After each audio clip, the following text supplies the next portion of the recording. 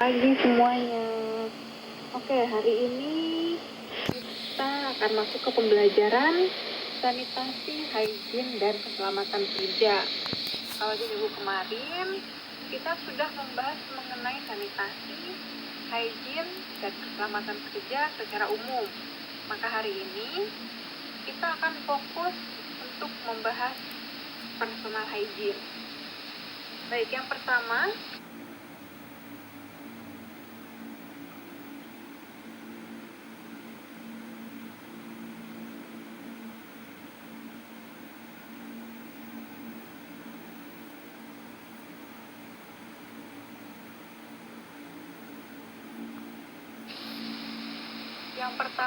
saya akan menjelaskan mengenai definisi dari personal hygiene atau kebersihan diri.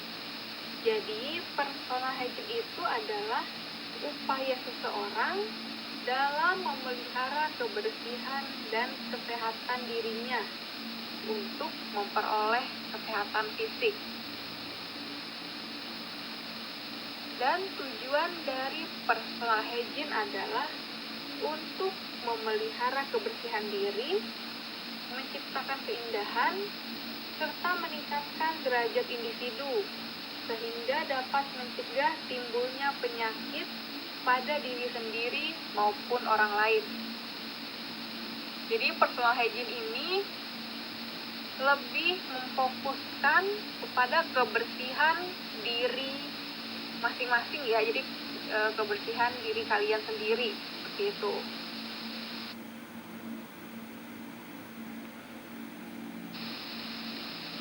Selanjutnya di sini ada macam-macam personal hygiene.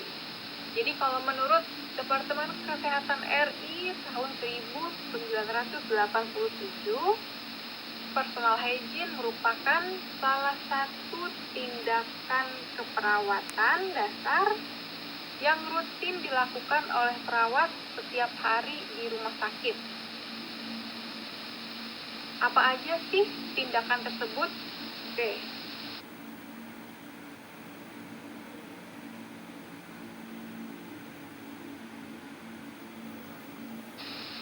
Di sini ada 8.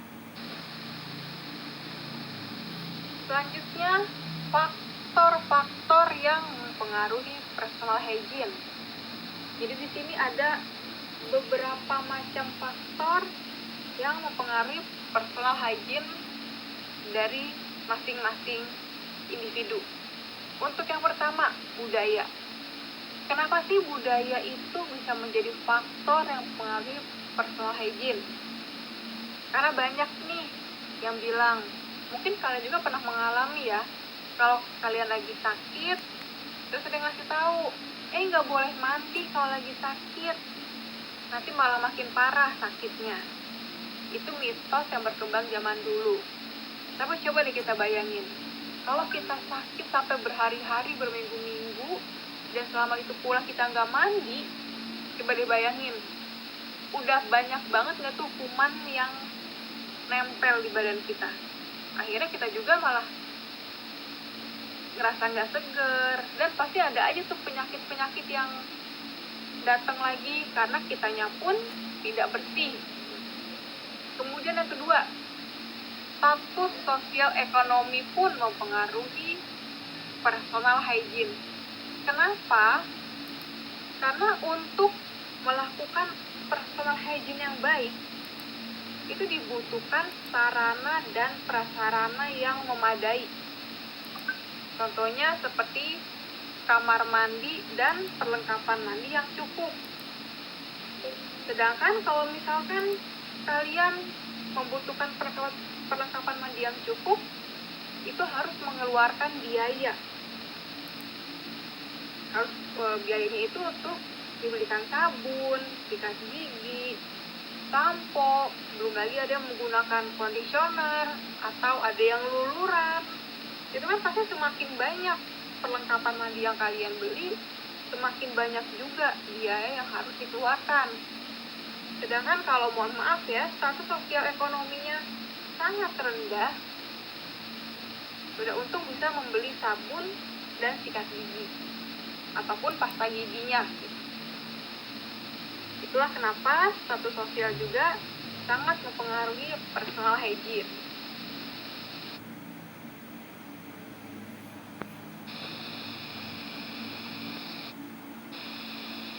Selanjutnya agama.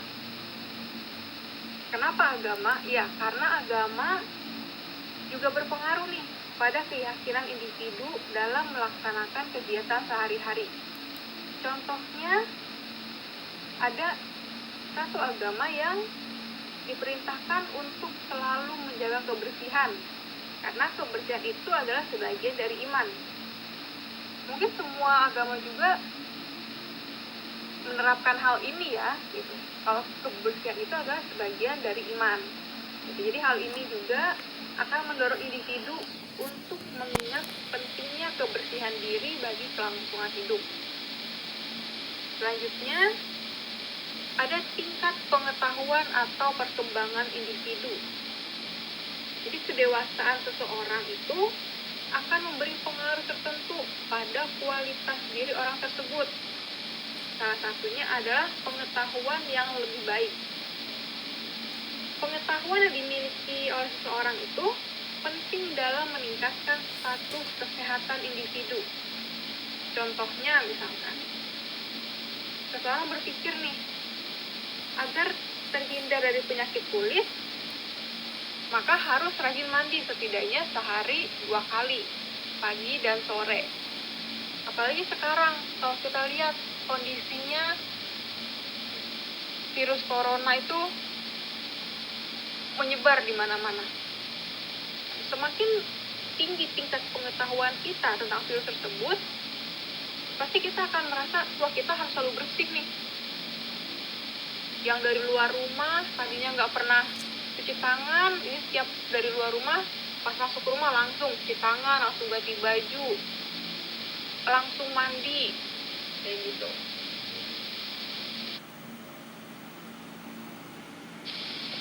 Selanjutnya di sini ada status kesehatan.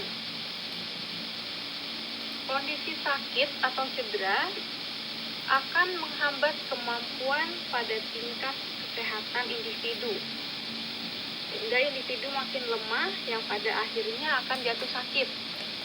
Jadi misalkan seseorang itu mengalami cedera. Saat seseorang itu mengalami cedera, maka pergerakannya pun tidak akan seleluasa jika dia tidak terkena cedera tersebut. Sehingga tingkat untuk melakukan perawatan dirinya saat dia cedera pun akan berkurang dan berpengaruh kepada status kesehatannya. Kemudian kebiasaan. Apa kaitannya kebiasaan dengan personal hygiene? Kaitannya adalah kebiasaan individu dalam menggunakan produk-produk tertentu dalam melakukan perawatan diri. Misalnya harus menggunakan shower pada saat mandi, harus menggunakan sabun cair, harus menggunakan sabun cuci muka, harus menggunakan sampo. Ada beberapa orang yang setiap mandi itu lengkap semua, dari rambut sampai ujung kaki itu perawatannya lengkap. Tapi ada juga yang kalau mandi ala kadarnya aja, yang penting cukup sabunan, sikat gigi, selesai. Tapi berbeda dengan orang yang lain. Ada yang harus lengkap, semuanya dibersihkan, semuanya harus menggunakan sabun. Kebiasaan-kebiasaan itu juga yang akhirnya membuat perawatan diri setiap orang itu berbeda. Kemudian cacat jasmani atau mental bawaan. Gangguan cacat dan gangguan mental dapat menghambat kemampuan individu untuk melakukan perawatan diri secara mandiri. Jadi untuk beberapa orang yang mengalami cacat jasmani atau mental bawaan, itu ada beberapa hambatan yang membuat mereka tidak bisa melakukan perawatan diri secara mandiri, sehingga harus dengan bantuan orang lain. Yang namanya bantuan orang lain, itu pasti orang tersebut tidak akan fokus untuk melakukan perawatan diri orang tersebut. Tapi kalau kita yang tidak mengalami hal seperti ini dan masih bisa melakukan perawatan diri secara mandiri, pasti akan lebih aware dengan yang namanya personal hygiene. Seperti itu ya.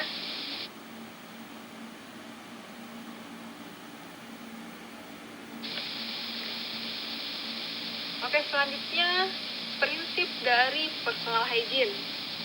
Yang pertama, kulit. Umumnya, kulit kita itu dibersihkan pada saat kita mandi. Ketika kita mandi,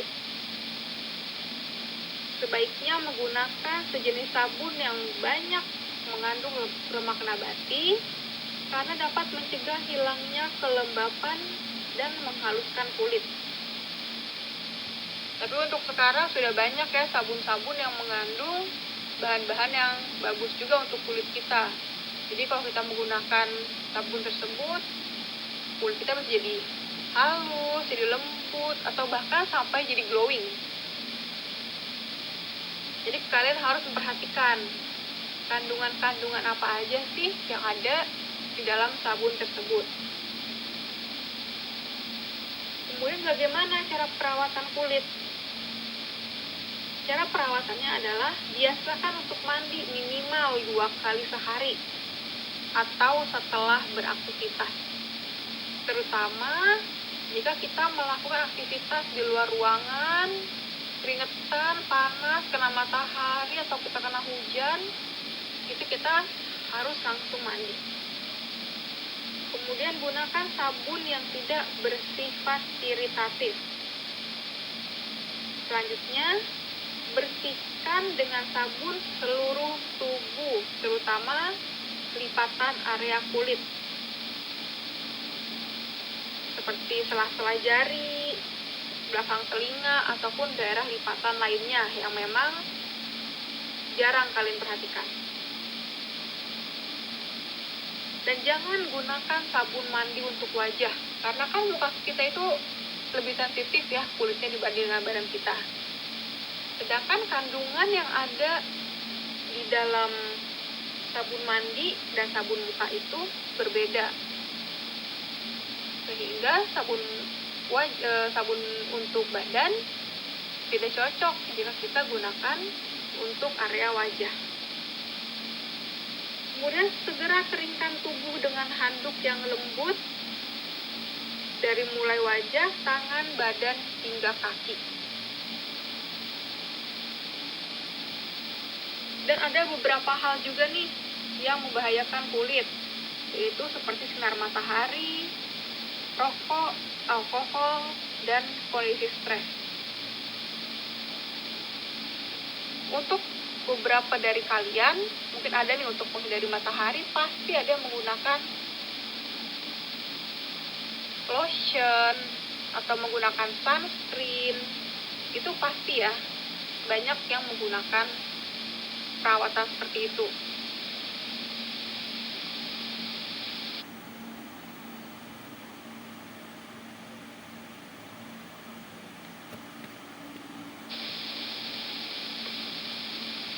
Selanjutnya yang kedua itu adalah kuku. Kuku yang sehat itu berwarna merah muda.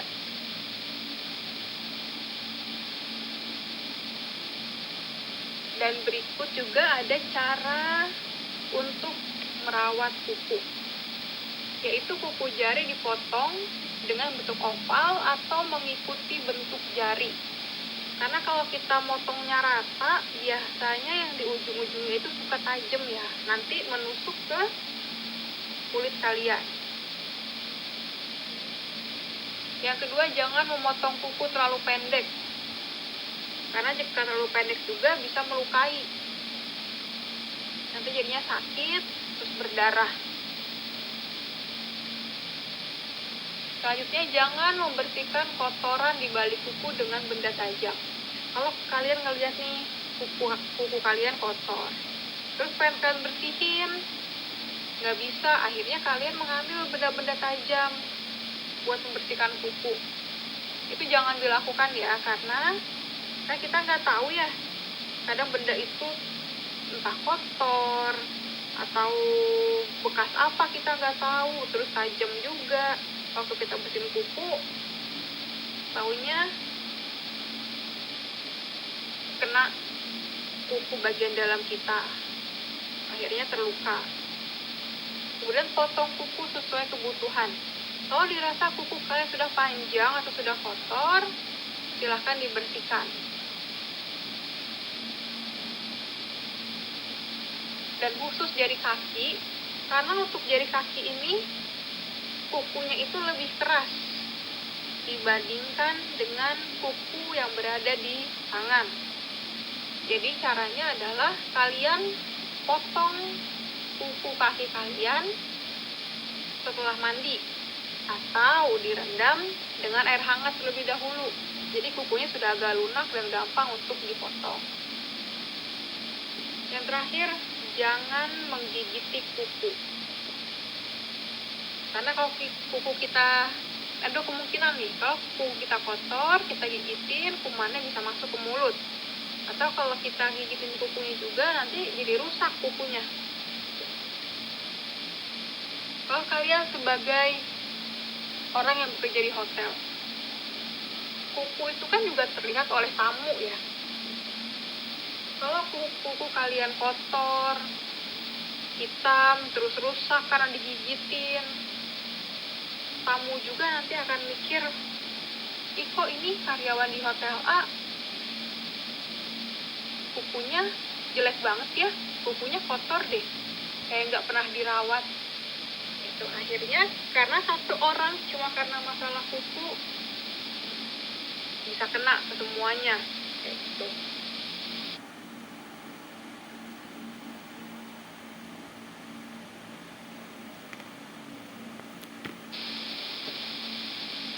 Untuk selanjutnya itu rambut.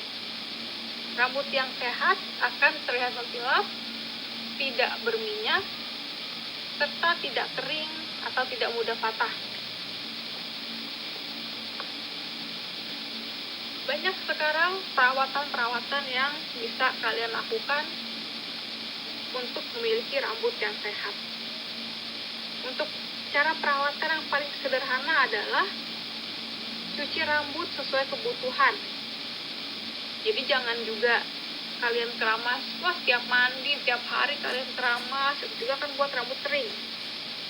Tapi sesuai kebutuhan aja. Kalau kalian merasa rambut kalian sudah berminyak atau sudah kotor, itu silakan cuci rambut kalian.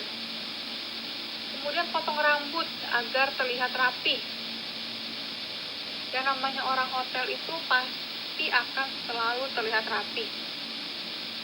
Terutama rambut yang sangat terlihat. Untuk yang laki-laki, rambutnya di hotel tidak boleh panjang. Jadi harus selalu dipotong jika merasa sudah terlalu panjang rambutnya. Dan untuk yang perempuan,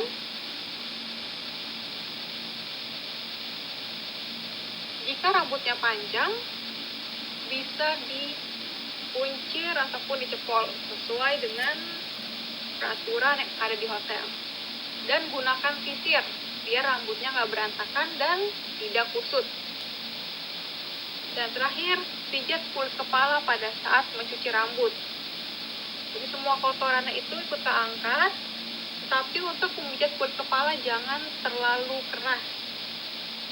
Karena takutnya kulit kepala kalian terluka ataupun lecet. Jadi cukup pijat kulit kepala kalian dengan lembut.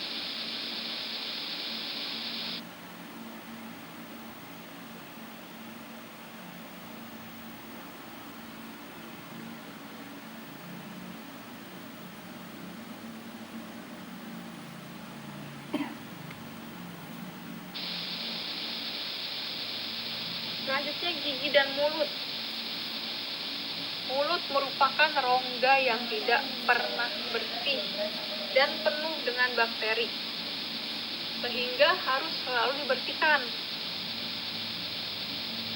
Dan salah satu tujuan dari perawatan gigi dan mulut adalah untuk mencegah penyebaran penyakit yang ditularkan melalui mulut, mencegah penyakit mulut dan gigi, dan juga untuk meningkatkan daya tahan tubuh.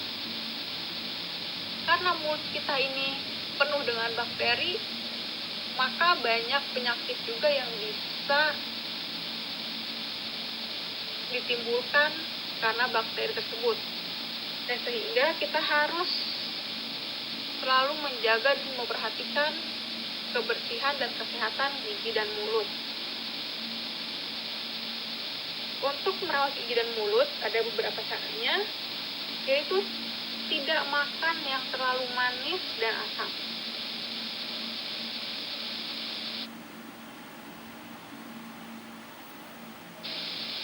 Kemudian tidak menggunakan gigi dan mulut untuk menggigit benda keras seperti untuk membuka botol. Banyak dari kalian pasti masih suka membuka botol itu menggunakan gigi. Itu sebenarnya tidak boleh dilakukan ya, karena akan mengganggu kesehatan gigi kalian. Kemudian menghindari kecelakaan, misalkan jatuh. Ada beberapa kecelakaan yang bisa menyebabkan gigi kita patah. Selanjutnya, menyikat gigi sesudah makan dan khususnya sebelum tidur. Setelah kita makan, kita nggak tahu nih, apakah makanan kita mempunyai bau yang khas, atau masih ada yang tertinggal di gigi kita, hingga membuat kita harus menyikat gigi sesudah makan. Apalagi untuk kalian yang kerja di hotel dan selalu ketemu dengan tamu. Karena kita ketemu sama tamu itu kan nafas kita juga harus segar. Dan gigi kita harus bersih juga. Jangan waktu saat kita ngobrol sama tamu, tamu merasa, kok karyawan ini bau mulut ya. Jangan sampai terjadi seperti itu. Dan saat sebelum tidur pun harus sikat gigi.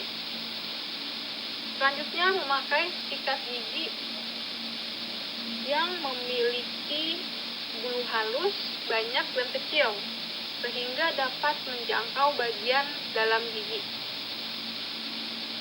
Meletakkan sikat gigi 45 derajat di pertemuan gigi dan gusi.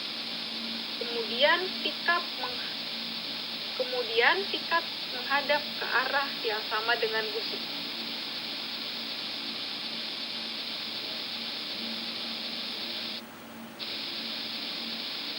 Selanjutnya, mata. Tujuan menjaga kebersihan mata adalah untuk menjaga kesehatan mata dan mencegah infeksi. Mata yang sehat akan tampak jernih dan bersih dari kotoran. Dan beberapa cara untuk merawat mata antara lain, usap kotoran mata dari sudut mata bagian dalam keluar. Kemudian, saat mengusap mata, gunakan kain bersih dan lembut. Banyak dari kita yang kalau ngerasa matanya gatel atau kotor, itu kita asal ngebersihinnya atau kita kucek-kucek. Jadi dengan kayak gitu, malah semakin banyak kotoran yang masuk ke mata kita. Melindungi mata dari kemasukan debu dan kotoran. Bagaimana caranya kita menghindari mata kita biar tidak kemasukan debu ataupun kotoran. Dan bila menggunakan kacamata, hendaklah dipakai. Dan jika merasa mata kalian sakit, segeralah untuk pergi ke dokter agar bisa diperiksakan matanya.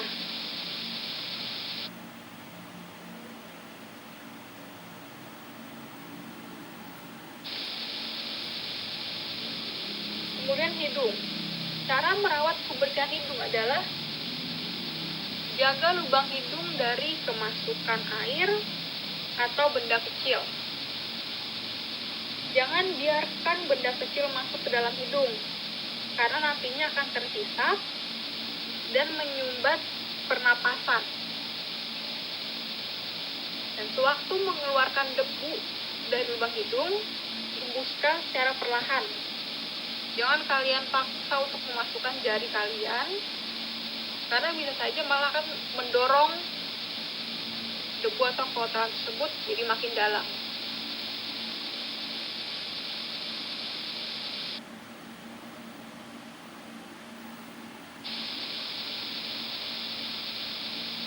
Untuk telinga, cara perawatannya adalah bila ada kotoran yang menyumbat, keluarkan secara perlahan. Bila menggunakan air yang disemprotkan, lakukan dengan hati-hati agar tidak menimbulkan kerusakan pada telinga akibat tekanan air yang berlebihan. Jadi kalau kita mau menggunakan ini, alangkah baiknya kalau kita meminta bantuan orang lain yang lebih berpengalaman. Dan aliran yang masuk ke telinga kita hendaklah diarahkan ke saluran telinga, bukan langsung ke gendang telinga kalian. Jangan menggunakan peniti karena dapat menusuk gendang telinga. Peniti itu kan tajam ya, tajam dan kecil. Kalian nggak tahu waktu masuk ternyata terlalu dalam, ketusuk kena gendang telinga dan akhirnya merusak gendang telinga kalian. Itu harus dihindari.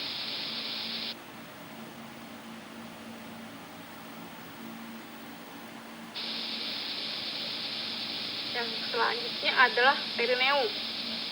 Tujuan dari perawatan ini adalah untuk mencegah dan mengontrol infeksi, mencegah kerusakan pada kulit, meningkatkan kenyamanan, serta mempertahankan kebersihan diri. Untuk wanita, perawatan perineum ini dilakukan dengan membersihkan area genital eksternal pada saat mandi. Sama dengan laki-laki, perineum ini pun yaitu alat genital. Jadi, yang namanya perineum ini harus benar-benar kita rawat juga. Jangan karena kalian berpikir, ini area intim, terus diabaikan dengan kalian. Jadi semua yang ada di dalam badan kita harus kita perhatikan kebersihannya, mau itu terlihat ataupun tidak terlihat. Karena setiap anggota-anggota tubuh kita ini bisa saja menjadi penyebab penyakit. Maka dari itu kita harus tetap selalu menjaga kebersihan dari diri kita sendiri. Seperti itu ya. Jadi mudah-mudahan kalian paham dengan materi personal hygiene yang sudah saya sampaikan. Dan semoga kalian juga bisa menerapkan personal hygiene ini di kehidupan kalian. Terutama di saat kondisi yang masih banyak virus di mana-mana, kalian harus lebih ekstra lagi untuk menjaga dan merawat diri kalian masing-masing. Oke, baik, untuk materi personal hygiene saya kira cukup untuk penjelasannya sampai di sini, dan semoga bermanfaat untuk kalian semua. Terima kasih. Wassalamualaikum warahmatullahi wabarakatuh.